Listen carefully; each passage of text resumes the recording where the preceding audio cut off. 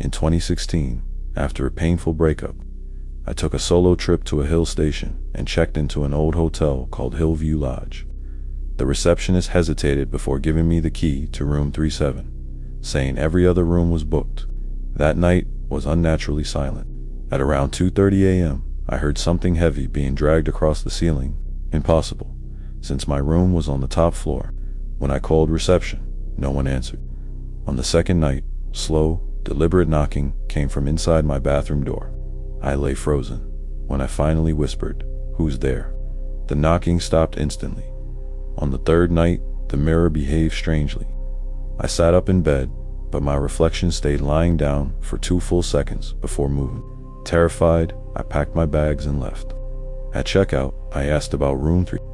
The receptionist turned pale and told me a woman had died there years ago, locked in the bathroom during a fire. Guests had reported knocking sounds and mirror disturbances ever since. The room was meant to be sealed, but had been reopened by mistake. Later, I checked the hotel's website. Room 37 doesn't exist on the floor plan.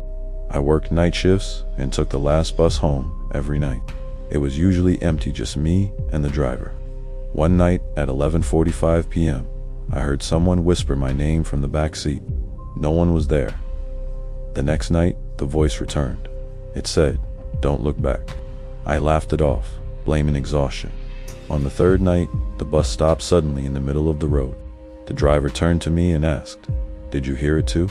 He told me drivers had reported hearing voices on this route before accidents. As the bus moved again, the whisper came back, louder. "This is where I died." The driver slammed the brakes. Something cold brushed my neck, like breath. When we reached my stop, I ran without looking back.